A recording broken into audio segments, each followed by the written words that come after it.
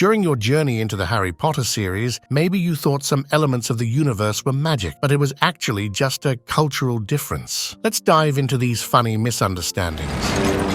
Castle to E4! It's easy to assume that many British treats mentioned in the series are unique to the wizarding world. However, some of these delights are, in fact, just ordinary British fare. One such example is treacle tart, a dessert that captured the imagination of Harry Potter fans. It turns out treacle tart isn't an exclusive wizard delicacy, but a traditional British dessert made with syrup instead of treacle molasses. Despite its magical aura in the books, treacle tart is a real dessert enjoyed by many in the UK. The term treacle itself has a charming history. In British culture, treacle is used as a term of endearment, akin to dear or sweetheart. Saying "all right, treacle" is a way of saying hello affectionately, reflecting the rich tapestry of British language and culture. Interestingly, the notion of wizard crackers in the wizarding world is a bit misleading. In reality, they're akin to regular saltines. The idea of yelling "crackers" might have seemed like a whimsical Dumbledore gesture, but it's just a playful tradition, not a magical act. Similarly, pumpkin pasties, a favorite among Hogwarts students, might sound magical, but pasties, in general, are a common British snack. While pumpkin isn't a prevalent ingredient in the UK,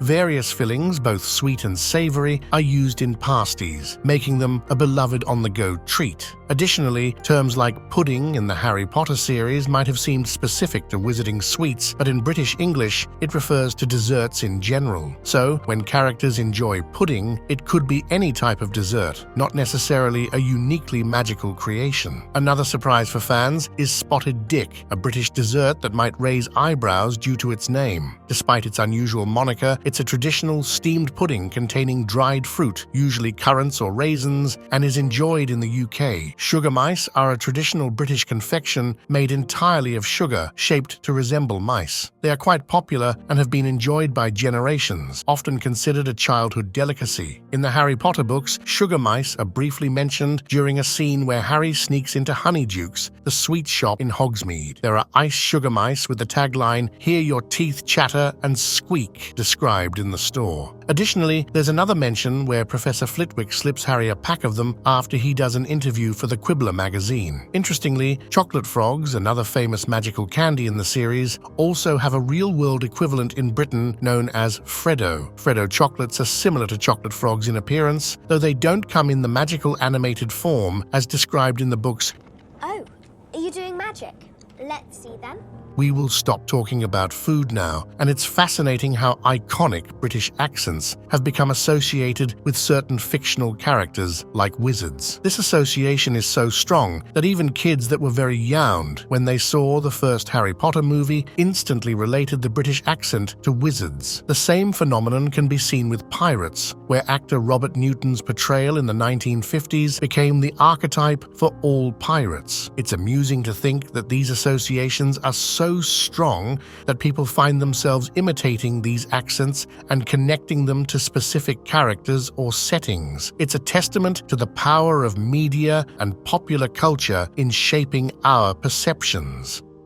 Watcher, a term popularized in the Harry Potter series by the character Tonks, might seem like a unique creation, but it is actually a classic British greeting. Originally, many readers, including some from the UK, assumed it was a term invented by Tonks, possibly related to her role in watching over Harry Potter. However, the term Watcher has deep historical roots in British English. It is derived from the old-fashioned English phrase, "What cheer with you," which was used as a friendly greeting as far back as the 14th century. Interestingly, this phrase fell out of common use for a long time, but experienced a revival in the early 20th century, particularly in Cockney slang. In essence, Watcher is a testament to the rich linguistic history of British culture, and its inclusion in the Harry Potter series adds a touch of authenticity to the magical world created by J.K. Rowling.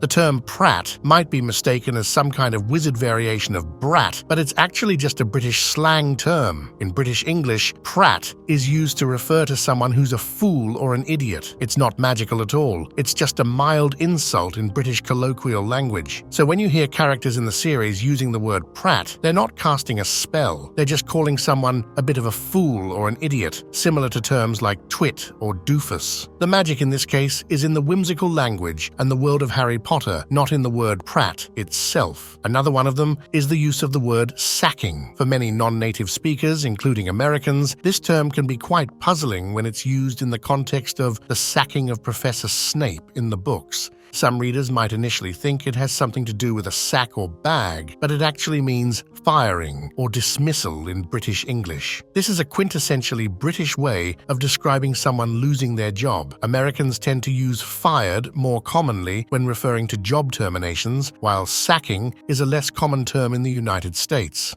Punting is a recreational activity that involves using a flat, long boat to navigate along a river or a body of water. These boats are propelled by a person standing at the back of the boat and pushing a long pole against the riverbed. This may be similar in some ways to gondolas used in Italy, but there are significant differences between the two. Interestingly, there's a humorous misconception regarding Filch, the caretaker at Hogwarts, and punting. Many readers believed that Filch was using punting as a means to transport students, even drop-kicking them over the swamp left by Fred and George Weasley in the hallway of Hogwarts. Given Filch's character, this mental image seems to align with the notion that he would resort to unconventional methods for discipline. However, in reality, punts are not used for dropping or transporting students, but rather for leisurely activities on the water. Students at Hogwarts are ferried across the lake in boats called punts, with the rower standing up behind the passengers. This method might seem inconvenient and could have been magically resolved, but it's worth noting that some teachers, including Professor Flitwick, left the swamp created by the Weasley twins as a form of passive resistance against Professor Umbridge. The discussion also brings up questions about why manual labor is performed when magic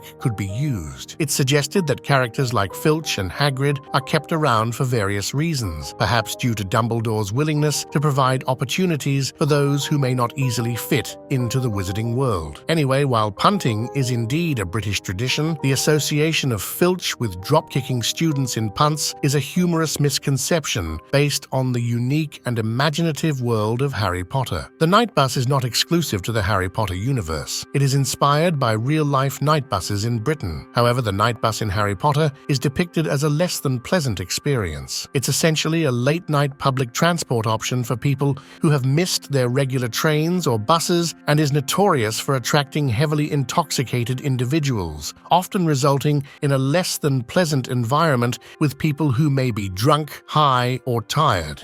There can be uncomfortable situations like people hitting on you, arguing passengers, and even puddles of questionable liquids. It's not the safest place, particularly for women traveling at night. The tradition of school starting in September is quite well known, and it's often associated with Hogwarts School of Witchcraft and Wizardry. However, this tradition of starting school in September isn't unique to the wizarding world. It's a common practice in many parts of the UK. It's interesting to note that this practice varies around the world. For example, in New Zealand, school starts in February, which was a surprise for someone who assumed it was a Hogwarts thing. Similarly, in the southern United States, schools typically start back in August due to agricultural schedules. So while the September start date may seem magical in the world of Harry Potter, it's a reflection of the British school system and isn't exclusive to the wizarding world. It's just one of the many cultural and regional differences in school schedules around the globe.